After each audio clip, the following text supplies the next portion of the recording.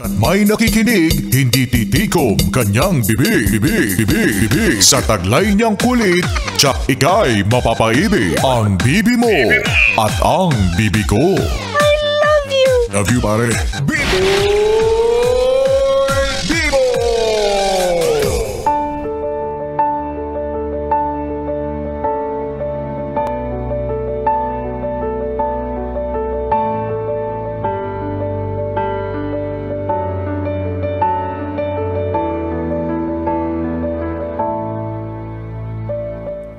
Gandang gabi! Ako'y nagbabalik, DJ B-Boy Bibo, para sa ating tuloy-tuloy na BB Time tungkol sa usaping pagpaparaya.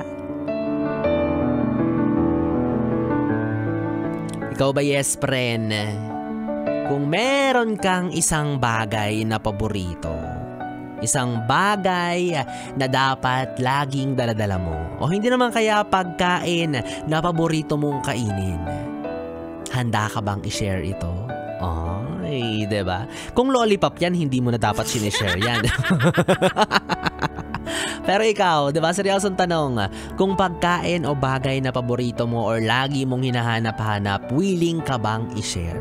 Kasi kung oo ang sagot mo, wow! Hindi ka maramot, di ba? Mapagbigay ka, congratulations sa'yo. Pero ito ang susunod na tanong. Paano naman kung ang taong mahal mo ang ipaparaya mo? Ay, napaisip. Siguro iniisip mo sa mga oras na to, ipaparaya ko nga ba siya? Since matakaw naman siya, magastos sa tubig, makalat sa bahay, sige na nga.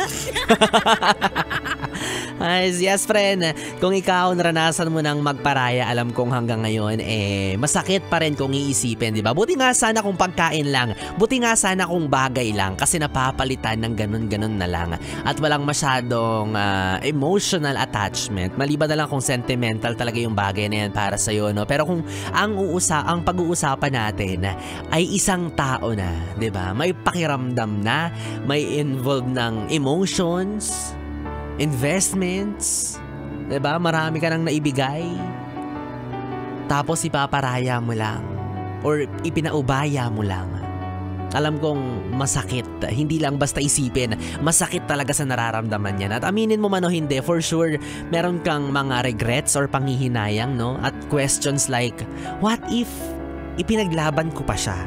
What if hindi ako nagpa-ubaya? What if hindi ako basta-basta sumuko? What if hindi ko siya give up sa ibang tao?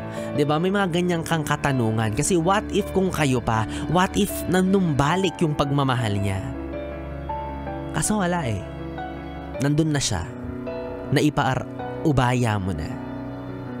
Pero ganun talaga, no? Mga yes friend kong baby. Minsan kailangan talaga natin panindigan yung mga naging desisyon natin sa buhay. Na kahit pa bangungutin tayo gabi-gabi, kahit pa mapanaginipan pa natin to sa pagtulog natin, kailangan nating panindigan. Kailangan nating harapin yung desisyon na yun. Kahit gaano pa kahirap, kahit gaano pa kasaklap, tanggapin at harapin. Wala eh.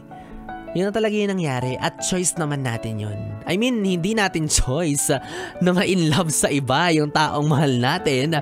Pero anong gagawin natin, 'di ba? Ipapaubaya na natin kasi yun na yung gusto niya. Hindi na tayo yung mahal. Alam nga namang ipaglaban mo pa kahit na alam mong wala nang pag-asa. 'Di ba? Magmumukha ka lang ding tanga. And gusto ko lang ding i-clarify, no, na hindi naman din porket pinaubaya mo yung partner mo sa ibang tao. Pinaubaya ng caregiver. Diba? Hindi naman porket pinaraya mo na siya sa iba, hindi naman ibig sabihin no, na hindi sapat yung pagmamahal na meron ka para sa kanya, o hindi naman kaya mahina ka kaya sumuko ka na. Hindi ganun yun.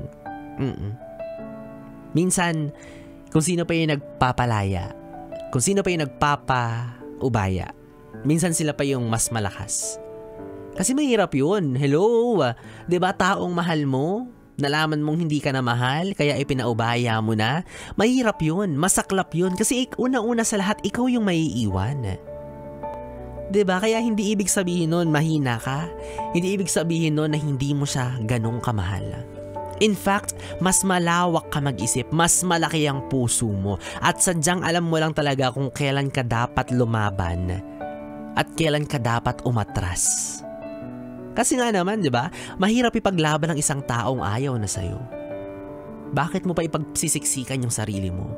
Papahirapan mo lang yung sarili mo at yung taong yun. Papahirapan nyo lang ang isa't isa. Siguro blessing in disguise na lang din yung nalaman mo yung totoo bago ka pa niya tuluyang ipagpalit, 'di ba?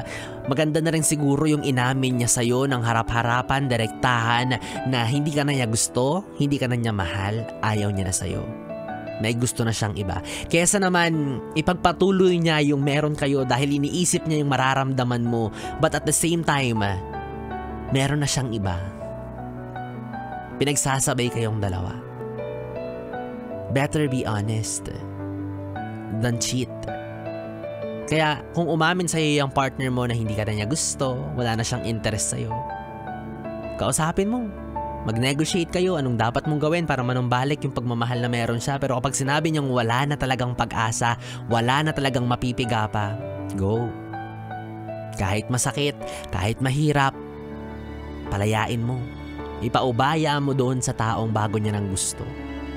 Maaaring sa ngayon hindi mo pa naiintindihan, pero someday, I promise you, tuluyan ka ring maliliwanagan kung bakit kinakailangan kang alisin sa piling ng isang tao na kahit na mahal mo pa siya, na kailangan mo nang palayain. And with that, I salute you. Hanga ako sa'yo. Oo, be.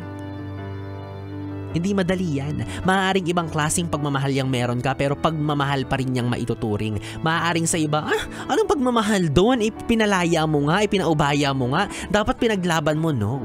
Hindi naman laging ganun. Di ba nga sabi sa ibang kanta, kung talagang mahal mo siya, papalayain mo siya. At minsan, isang katapangan ang kusang sumuko sa laban na alam mong ikakapahamak mo lang. You choose your battle wisely. Alam mo kung kailan mo dapat ipaglaban ang isang tao at alam mo kung kailan dapat siyang isuko.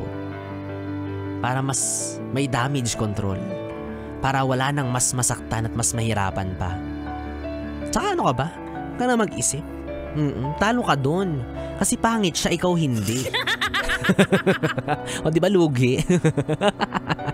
Oo, kasi kung papangitan ang labanan, panalo na siya, sa kanya ang corona. O kaya ikaw, yes friend, kung nagpaubaya ka, huwag kang mag-alala, no? Ginawa na yan ni Moira. Tingnan mo siya ngayon. Asan siya ngayon? Mas lalo siyang gumanda, nag-glow up, be. Kaya hintayin mo yung sayo. Diba? At alam nyo, hindi naman lahat ng klase ng pagpapaubaya ay masakit. Yung iba masaya. Bakit hindi nyo tanungin yung mga gabi-gabing nagpapaubaya sa asawa nila?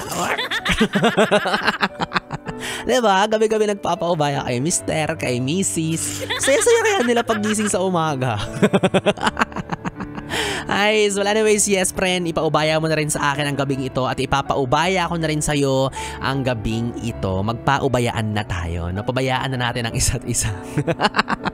3 oras na BB time na naman ang ating pinagsamahan. Nakapiling mo ang BB mo sa radyo. DJ B-Boy Bibo, ang DJ na single, ready to mingle, basta walang label. Magkasama at magkarinigan tayong muli bukas sa parehong oras. Dito pa rin sa 101.1 Yes FM. Solid. Good night, BB. Mwah, mwah.